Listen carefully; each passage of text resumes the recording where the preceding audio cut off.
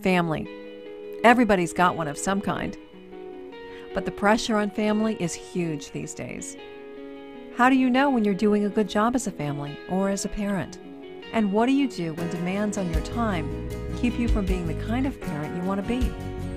How do you move forward when your modern family just isn't working?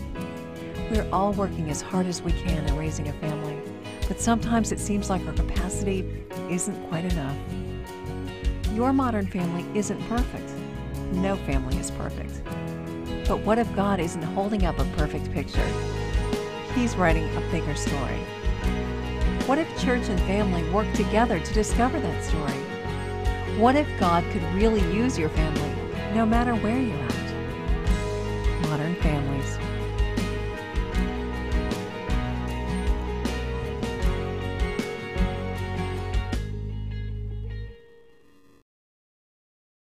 Well, I'm just so excited that you've joined us for part 2 of Modern Families. I'll tell you, once in a while we get an opportunity to connect with great leaders around here. And one of the leaders who's been a friend of Connexus from the very beginning, actually he flew up when we launched the campuses almost 3 years ago now, is Reggie Joyner. And Reggie started North Point Community Church back in 1995 along with Andy Stanley and 4 other leaders.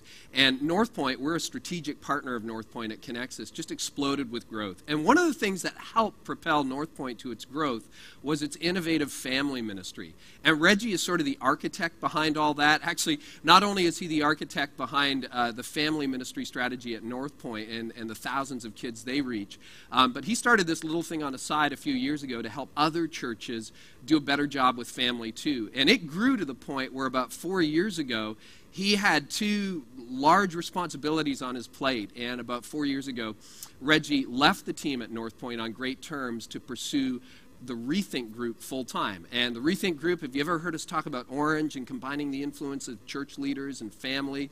That's Reggie's organization. And if your kids come home from Wombaland, you know, with those placemats, and they come home with a family fuel pack, soon to become Family Q, that's Reggie's organization. When in student ministry, they come home with ideas and retreats, that's the Rethink Group, that's the Power of Orange, and we're just so privileged to have Reggie with us. He's written a number of books. He's written 7 Practices of Effective Church Ministry. He has written Think Orange, and then earlier this year, Reggie and I wrote a book together called Parenting Beyond Your Capacity. But more than just being a great leader, Reggie's become a great friend. We've gotten really close, and in fact, he's been in Canada a few times now, and so I've done my best to Canadianize him. He knows the menu at Tim Hortons. Isn't that impressive? And this weekend, he had a maple dip donut. I thought that was really encouraging. He thinks it snows here too much, so we brought him up in September. Not so bad, I guess, because last time he was here, it was snowing. And he also, you'll notice he talks in a funny way. And I just want you to convince him that we have the correct pronunciation. See, I just blew that. We have the correct pronunciation on words like resources and foyer. So would you please welcome Reggie Joyner.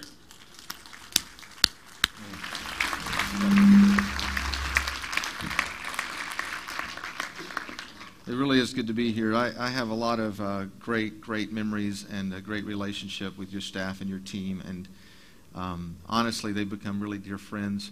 I don't let our staff hang around Carrie too much, not because I don't want them to speak the wrong way, but because he's such a great leader. He's such a great man that I'm scared, they're going to like him more than me, and there's an insecurity there, so I have to work on that. And actually, every once in a while, the joke around our staff is, well, why can't you just be more like Carrie? So anyway, I'm really grateful. I'm grateful that I can be a part of what God is doing in this place. And I want to talk to you about just some issues related to this series, Modern Family. And I don't have a lot to say. I have a few things to say that I hope you remember and walk away with.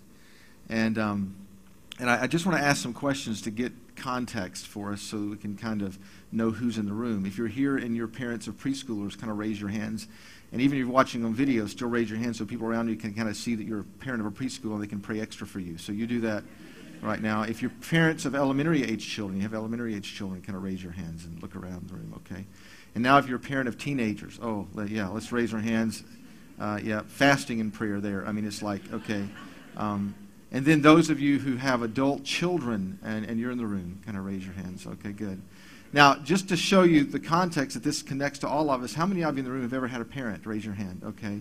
Okay.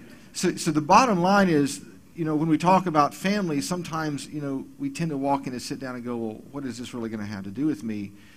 And in essence, we're all as affected by family as we are anything else in the world. I mean, when we go to our story, when we talk about our attitudes, when we talk about our dysfunctions, when we talk about the positive characteristics we have, more than likely they're connected to people that we grew up with, people that loved us, people we were close to, people we were intimate with, our family that was around us. In other words, let me say it this way to you. Regardless of where you are on the spectrum of faith, if you've come and you slipped in here and you're not a Christian, or you are a Christian, or you're somewhere trying to figure out what all this means, the truth is most everyone you meet may or may not have been affected by the church, but we've all been affected by family.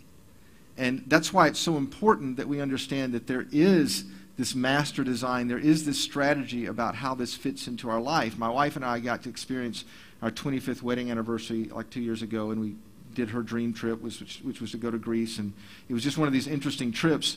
We're in Greece, and we're riding this bus, through the mainland of Greece with people that were a lot older than us.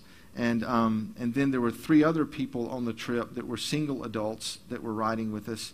And we kind of, for whatever reason, adopted them, and they would go to the restaurants, we'd get off the bus and hang with us and walk with us. And it was interesting that as I would engage in conversations with these 3 single adults and ask them questions, that they talked mostly about, their relationships, their dating, who they're going to marry, their brothers or sisters, their parents. And it just reinforced in my world that family, regardless of your stage of life, is a very, very powerful thing. And pretty much the reason I'm here talking to you about family is because I'm an expert about family. I was when I was 25 years of age, at least, and I was really smart about family in those days. I did not have children, so I could teach parents how to raise children. And as a matter of fact, I had this one message that I would sit down with parents all the time, and I would explain to them, here are 10 things you should do to raise good kids, and godly kids, and moral kids, and spiritual kids. And then I started having children. And I remember sitting down and looking at the list one day, and I kind of changed it to 100 things you might want to try.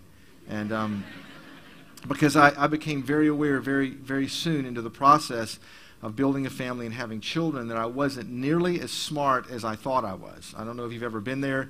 There are just some defining moments in my history as a parent that just reminded me that I needed a little extra, encouragement and instruction. I mean, like most parents, I didn't step out of college with parenting credentials, but I was thrown into this thing. And I remember walking out of the delivery room holding the first child that we had, and I have 4 children, and it just, from there on, I became increasingly aware of how much I did not know. One of the defining moments for me actually happened when I had moved to to Merritt Island, Florida, the Cape Canaveral area where the space shuttles go off.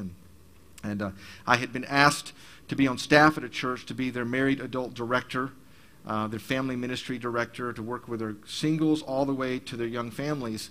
And so I don't know if you know anything about the Baptist denomination, but at this time I was in the Baptist denomination. And when you went to be hired at a Baptist church, you went in what they called was view of a call. It's just a whole strange concept. You basically have to stand on the stage, speak to the congregation, then they take you off the stage to a back room, then they vote on whether or not they want to hire you. Then they bring you back on and let you know if you're, hired in the church.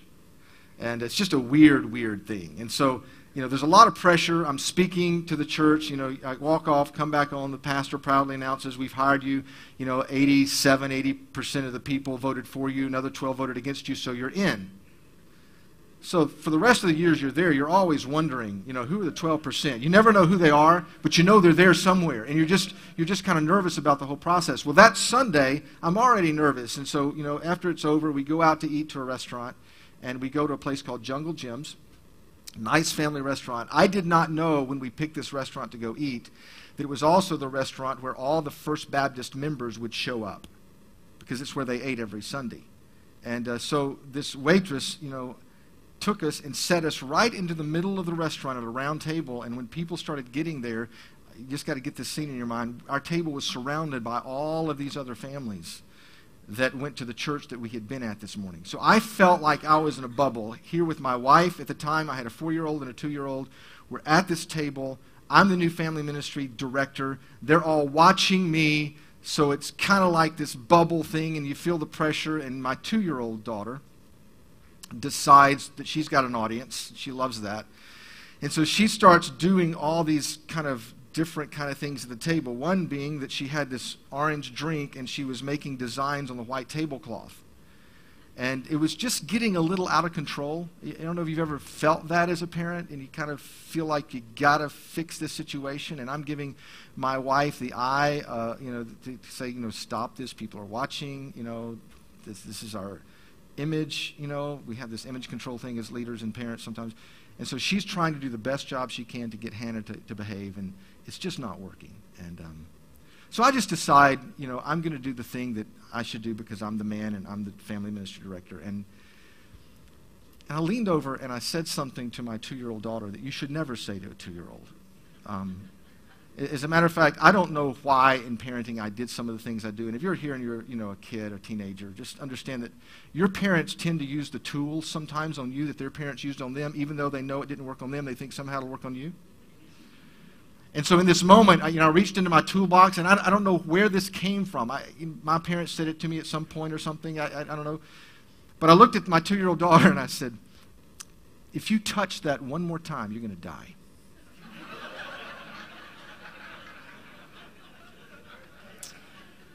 Well, she looked me dead in the eye, and she took her hand, and she knocked over the glass.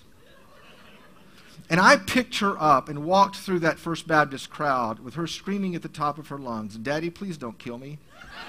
Daddy, please don't kill me. And then she kissed me on the cheek and laid her head on my shoulder, and the whole audience went, aw. I'm just telling you. I didn't have this figured out. I still don't have this figured out. It's really funny when Carrie and I wrote the book, somewhere after it went to the publisher, we're on a phone call conversation, and Carrie says, you notice that when we went back and looked through all the illustrations we gave in the book, we never told anything we did right. We just told everything we did wrong. And it's not that there aren't some very positive, powerful principles in the book, but I think we've learned those as much from our mistakes and how we've, tried to sort through and figure out what it meant to be a parent as we have anything else. And so the reason I think this is so important is because I'm not trying to lean into you today to say, here's what you need to do to be a better parent, and here's what you need to do to be a better family. I just want to hand you some values in the middle of your story, in the middle of your discovering, that you can kind of hold on to and just remember when things get difficult and things get messy and you're not really sure you understand exactly what's next, kind of go back to some things and anchor to some things. And this whole series will be about that. And put some of these phrases and concepts just in front of you, because there will be moments in your life as a parent or as a family where you'll just have to remember, you know what? I'm not sure exactly what to do next, but I do know that I need to just put my arms around this value and hold on to it as tightly as possible. So I'll just give you 2 things today. These are kind of the 2 things I came to say today. The first one is this. No one has more potential to influence the heart of a child than a parent.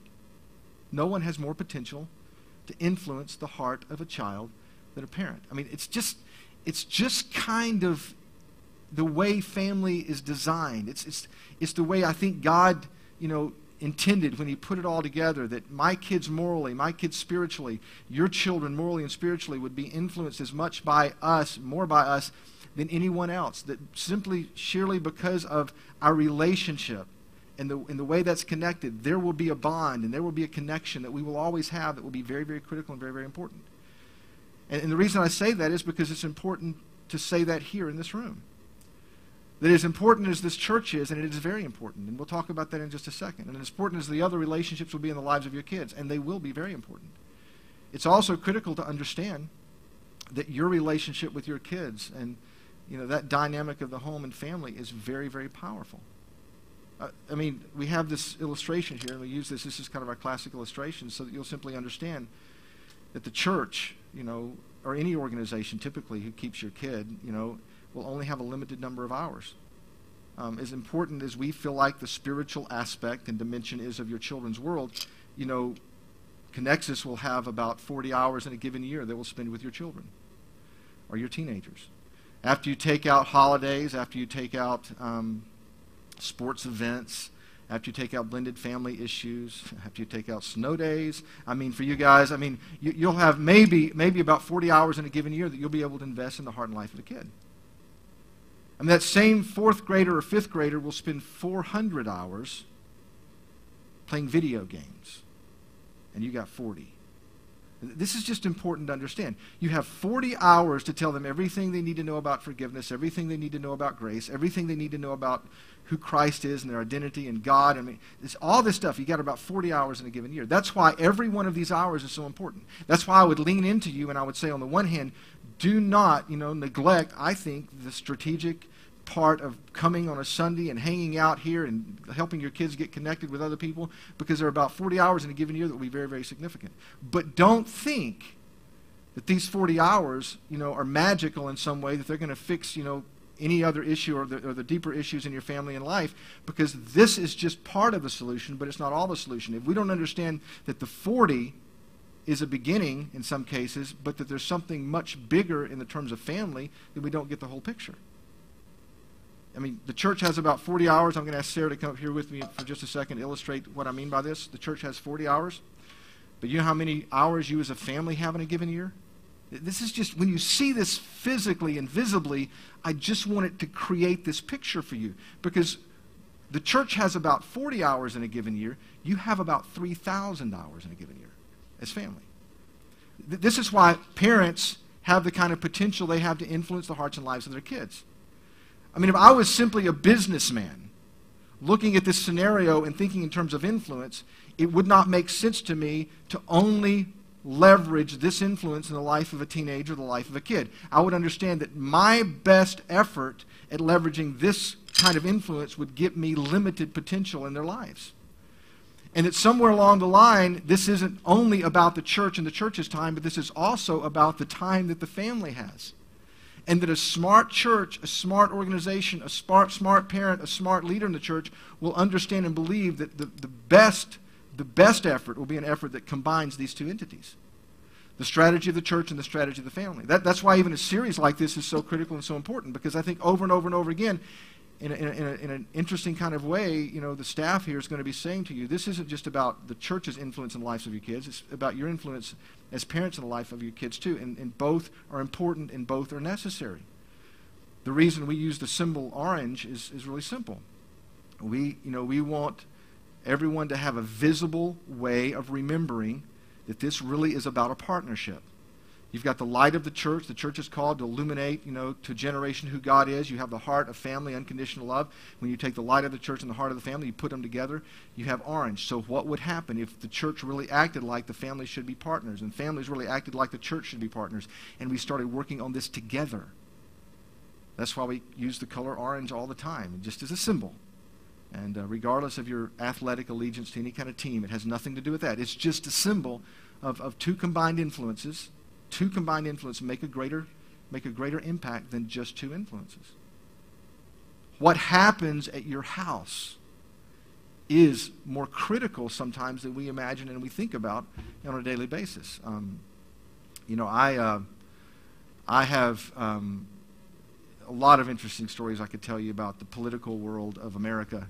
I've been in my world at times Democrat. I've been in my world Republican. I've believe they're both right and they're both wrong about a number of different things. I just think everybody should listen to me more often. And and so I've watched different presidents come and go, and I've had respect for all of them in different ways. I've had a lot of respect for their wives because I've watched them navigate through waters. But one of my favorite stories is a story several years ago. And some of you may be old enough where you remember this, when George W. Bush Sr. Was leaving the White House and Clinton was stepping in, the inauguration day. It's just, I was actually, in a room and heard, George and Barbara talk about this day that happened. And it was just interesting because you got to kind of get your head around the scenario of, here's a president who'd been with Ronald Reagan for 8 years, and then for 4 years he's in the White House himself. So for 12 years, he's basically in this position in Washington, in one of the most powerful positions in the world, and all of a sudden, in the matter of 24 hours, he goes from being in Washington, D.C., to the inauguration, to getting on a helicopter, flying to Houston, and spending the night in a rental house in Houston. And Barbara Bush was telling part of this story, and it was really interesting. She said that the next morning, when George woke up, he reached over with his hand to hit the button that for 12 years had brought him a hot cup of coffee. And it wasn't there. And in his commotion of trying to reach around for the button, he woke her up. And she realized what he was doing. And she said, "George, you're going to have to get up and go get it yourself. It's over." And then she said something that I've heard her say at college campuses that I think is pretty powerful. She said, "What happens at your house, will always be more important than what happens at the White House." I hope you take what I'm about to say, with a grain of salt. I don't want you to take it and stretch it and mean something I don't mean by it, but I just want you to understand this is an important thing you do here every week. But what happens at your house is more important than what happens in this church. Because this church has a limited amount of potential to impact the heart and life of your child. You have 3,000 hours in a given year. And I'm not saying you've got to figure out what to do with every one of those hours. Man, that would just stress us all out. No. I'm just saying just understand the potential of becoming intentional about your time with your children and making sure that you understand that you do have this incredible influence and potential to leave them with some critical values. And that somewhere along the line that you understand that part of coming here is just to remind yourself of that. No one has more potential to influence the heart of a child than a parent. Now I'm going to give you a second principle. And the second principle almost seems like I'm contradicting the first one because they're both true at the same time. I love those kind of truths, that when two truths coexist at the same time, they're both true, but they actually create a tension. But it's important to understand each side of the coin. On the one hand, no one has more potential to influence the heart of a child than a parent. And here's the second half of that truth. A parent is not the only influence a child needs. A parent is not the only influence a child needs.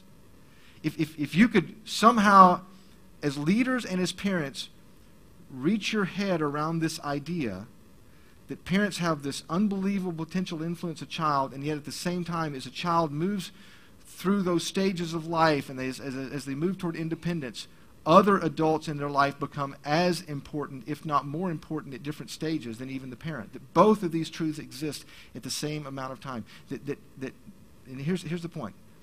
That we need to understand as leaders and as parents and as church staff, that one of the most powerful things that we can do for the family is to be strategic about putting other adults in the lives of kids that will say the same thing that godly Christian parents would say in their life, or good parents would say in their life. As a matter of fact, the studies that are coming out in America and universities and places like Fuller Institute and Baylor, and there's a number of college campuses around the country that are investigating, what causes a child to become emotionally healthy and spiritually, to have, health in their life as it relates to their views about themselves and God.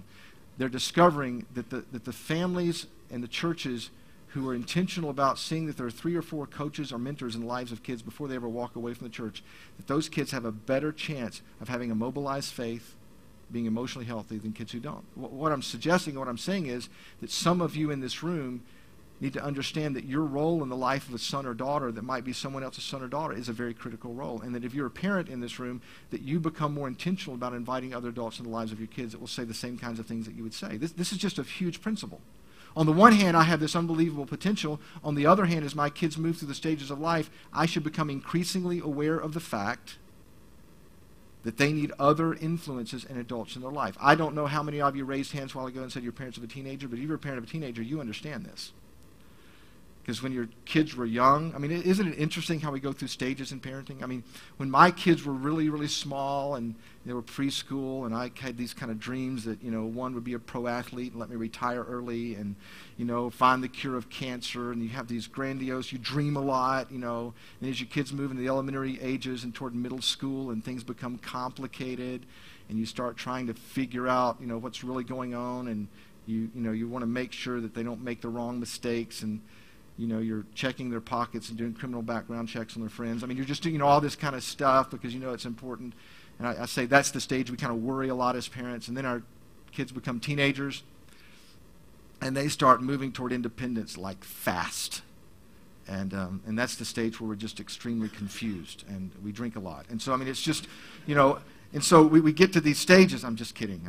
But we get to these stages, and every stage we recognize how important it is for this really to be looked at in the terms of what's best for them. And as parents, we have to hold our children as stewards and pray and hope and be intentional about inviting other adults into their life, because the truth of the matter is, as your kids get older, they will crave the affirmation, they will crave the attention, they will crave credibility from other adults besides you. And either they will go find those influences in different places, or we can be intentional about inviting those influences into their life.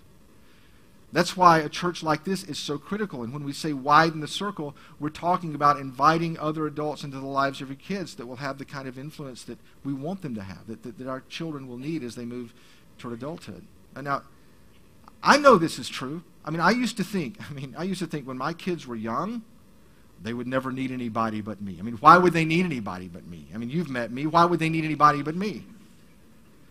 But then as my kids got older, I realized, no. I think it first happened when my son, turned 16. I had always been a student pastor and had led parents and student ministry, and I'd always been around teenagers. I just never really had one living in my house. And all of a sudden, as he's moving towards 16, I realized that our relationship was dynamically changing. And here's this principle that I just kind of want you to hold on to. There's a tendency as our kids move toward the teenage years for us to disengage. Don't confuse what I'm saying with that issue. There's a tendency for us to disengage and say to somebody else, you take them now. I'm not talking about that. The important thing is not that we disengage in a relationship with our teenagers, but that we re-engage in a different role in a different way. And part of that role means we are inviting other adults to become more significant in their life. My son came home and he missed curfew one night. And my son, by the way, and I had an incredible relationship. We've always had a great relationship. We've talked about everything. We ride around. We go to movies. We hang out. It's just, I love being with him, and he acts like he likes being with me, so I'm thinking, this is working. And all of a sudden, at 16, something changed, and something, kind of challenged my influence with him, and I had to compete with someone that I never, ever thought I would have to compete with. And I was 40-something, and she was 16, and she was blonde, and I never was ready for that.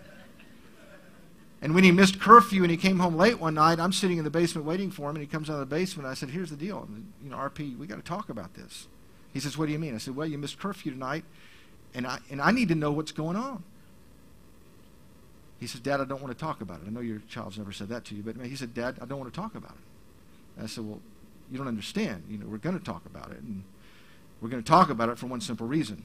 I'm your father. We're going to talk about it.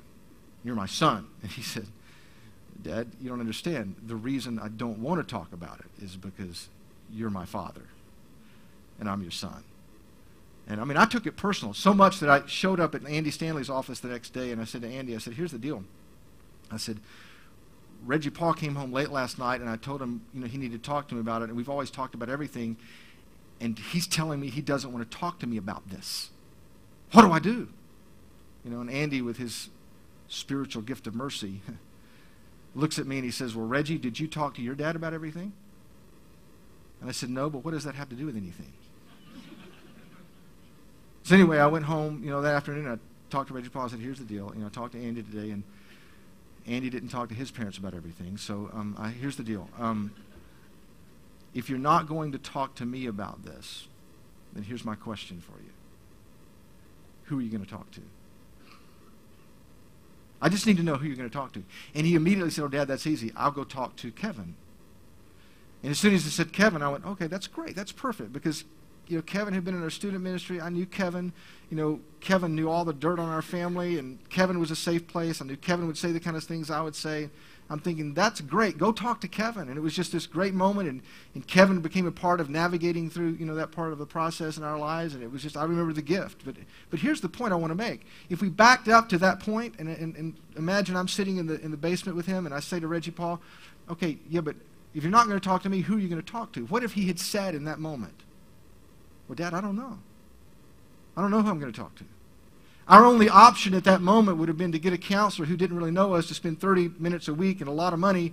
And, but what I needed at that time wasn't a counselor. I needed somebody that would do life with him. I needed somebody that he could call up and say, what do I do with this? I needed somebody that I could trust to say the kinds of things in his world that needed to be said. And here's the point I want to make. The gift that you give to families, and the reason you build a church like this, is so that you can put other people in the lives of kids so that question is already answered before it ever gets to the question. This is why it's so important to create a wider circle of other adults in the lives of your kids, because that day will come, if it's not already come, multiple times in your life as a family.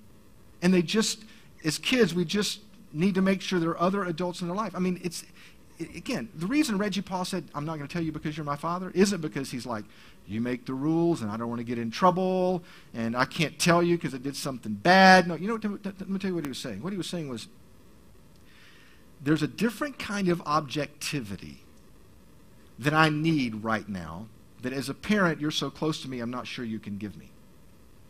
Now, as parents, don't let that bother you, because I know we all think we're objective. But there are moments that I've had to admit in the lives of my kids that I'm probably not as objective as I need to be. I mean, I have 3 daughters. Right now, my son is 25, my daughters are 23, 21, 19. Okay? So get the picture. I have 3 daughters. 3 daughters. And let's just imagine that my youngest daughter, who's 19, comes to me. Her name's Rebecca, and she says, Dad, I'm dating this guy now. We've been dating and for a year or two, and things are getting pretty physical. And I know there's some boundaries that we need to have in our relationship, and I'm trying to figure out exactly how to draw those boundaries. And I want you to talk me through this so I can make sure I say the right things to him so he doesn't keep making the moves on me that he's making. I would say to my daughter, don't worry about that. I'll talk to him and I'll take care of it.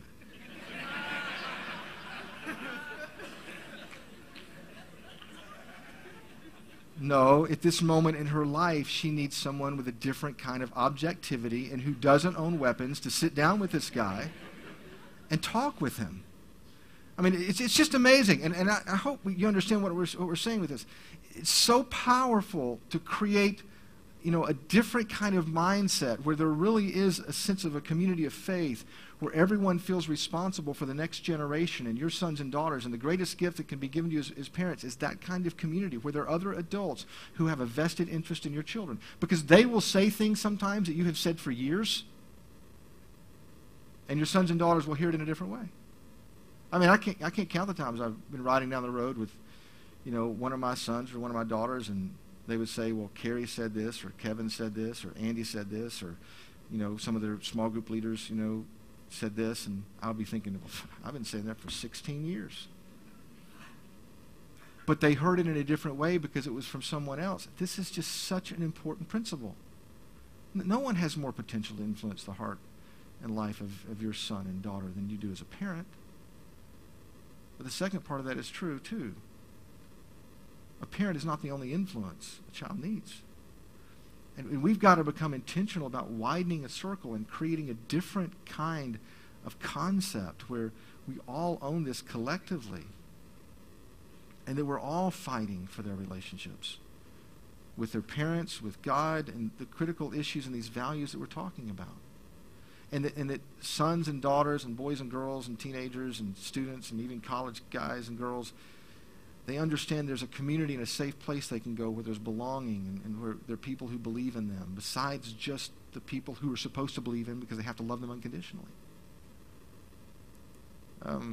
My favorite story in the Bible probably is the story of Nehemiah. And it's such a powerful story about this man who has a heart for his hometown, a heart for his community. He knows the walls are broken down and he knows it's a critical situation. And so he appeals to those in authority that give him the resources he needs or the resources he needs, and he goes back to his hometown to rebuild it. And if you know anything about the story, it's kind of his journal, as Nehemiah is writing his journal about what happens.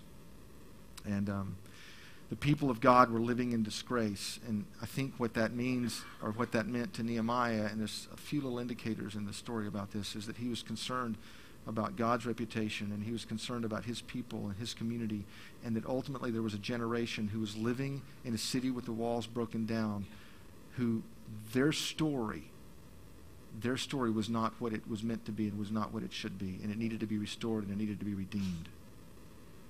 And so he puts a plan in place, and he rallies volunteers, and he gets the leaders and the parents and the families to gather around to rebuild the walls for the sake of a generation who will lose their faith, who will be lost, in some cases lose their lives unless they fix this awful situation of the broken walls.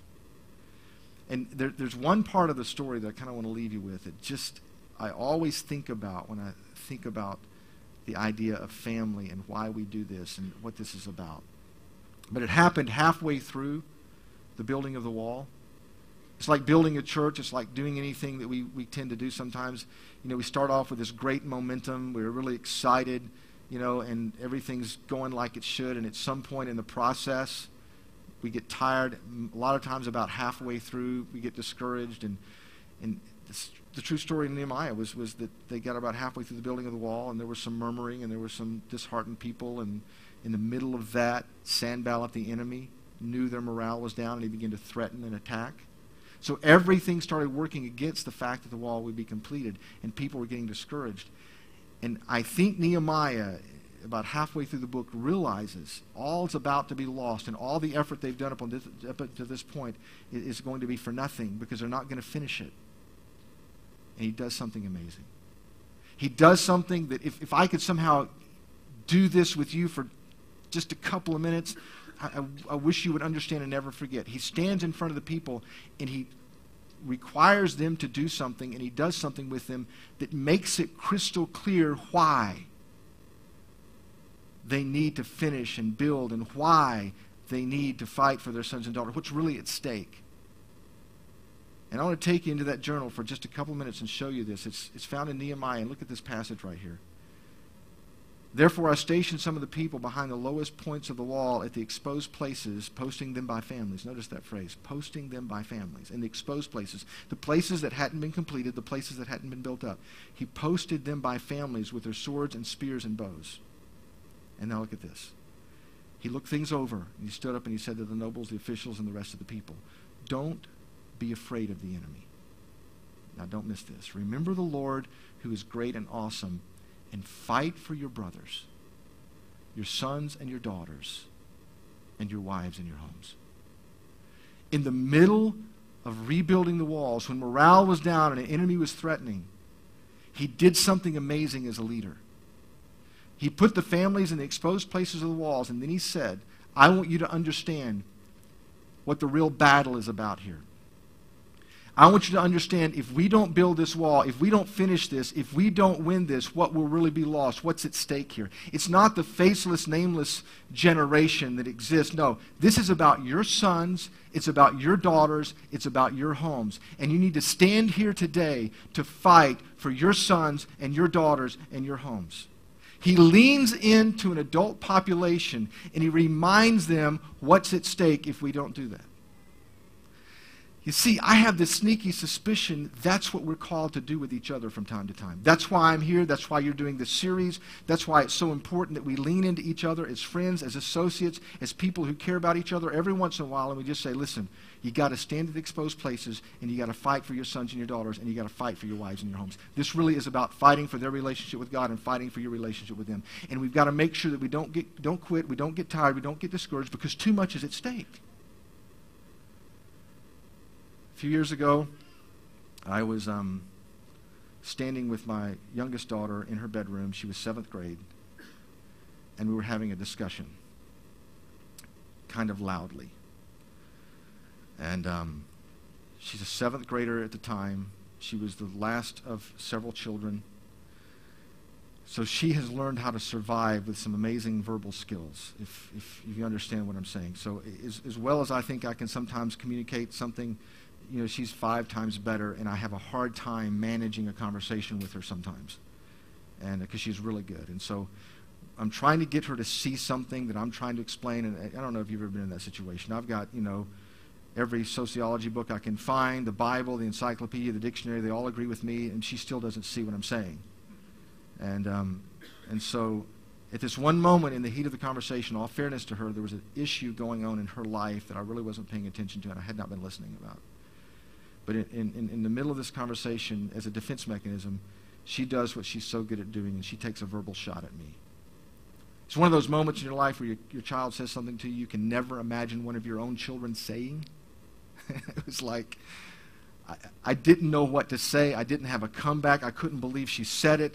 I heard the breath come out of my body. I did the only thing that a 40-something-year-old father would do. You know, I turned around. I walked out of the room, down the stairs, through the living room, into the garage, got in the car, and I drove off. And I'm riding down the road for about 5 minutes, and the phone rings. I pick up my phone. And I'll never forget that moment that day. She said, Dad, she said, I'm sorry. I didn't mean to say what I said. You know I didn't mean that. And then she said this. This is one of those moments when the child becomes the parent. She said, but why did you leave? Why did you walk away? I just need to know that our relationship is worth fighting for. I have heard hundreds and hundreds of teenagers and college students articulate that in some way or another through the last several years of my life. And the greatest thing that we can ever say to each other, and the reason this is a collective responsibility that we have for the next generation, is because from time to time we need to lean into each other and just remind each other that we need to keep fighting for the relationships in our families and the relationships with our sons and daughters. And we need to keep fighting for their relationship, with God and their spiritual and moral, future. But here's kind of the point. I don't know where your family is, and I don't know your story, and I don't know, if you're looking back and you're going, well, but this happened, and this happened, and this happened, and we're not sure how to fix all that. And as a parent, I'm not the best parent in the world. All that's irrelevant. Here's the only thing I want you to kind of remember. Throughout this whole series, to recognize that you have potential in your kid's life that nobody else has, and to recognize that you need to invite other people in the lives of your kids, because the most important message you can send to your son and daughter who might even be sitting here for the rest of their life is that you will never stop fighting for your relationship with them. That you will never stop fighting for their relationship with God. You see, it doesn't matter how far they drift or what they do or where they go. The single clear message you can send to them is there's a community of faith and people, including you, that will never, ever stop fighting for your relationship with Him and their relationship with God. You see, I don't know if things are strained right now in your family. I don't even know, if some of your adults and your adult children have drifted away, and there's this rift that happened in high school when things became tense. There's so many different versions of stories that we could talk about in this room. But on top of all of it, there's this potential to crack a door open, to send an email, to sit down at the dinner table tonight, and to just look each other in the eye and say, listen, we've got a long way to go, and we're never probably going to get this perfect because there are no perfect pictures. This is about a story, but here's the one thing I can promise you that I'm going to wrap my heart around as far as a value is concerned, and that's this, that when it comes to you, when it comes to our relationship, I will never, ever stop fighting for it. You see, that's the only reason I came today. Just to lean in like a Nehemiah to you and say, keep building, don't stop. Too much is at stake. Stand in the exposed places. Don't stop fighting. Don't stop fighting for your sons and daughters and your wives and your homes and your husbands and your homes. Let's pray. Heavenly Father, thank you for this church and these people and these families and families outside this church. We would somehow send a message to them that they would understand the importance of becoming a part of a community that can widen the circle. And that God, as a result of what we do here, there would be a single clear message that we would send to every kid who grows up here, every teenager, that, we don't always get it right. But that their relationship with us and their relationship with you is our priority. Thank you for Carrie, and thank you for the staff that is here. Thank you for the leaders that set up every week. Thank you for the parents and the families and the volunteers, because Father, in their own way, they're showing up here because they recognize the value of the few hours they will have, and they understand why they need to leverage that against the family. And it's just an opportunity every week to show up and remind each other that we should fight for the hearts of a generation and for our relationships with our kids and our sons and daughters and for their relationship with you. In Jesus' name we pray. Amen.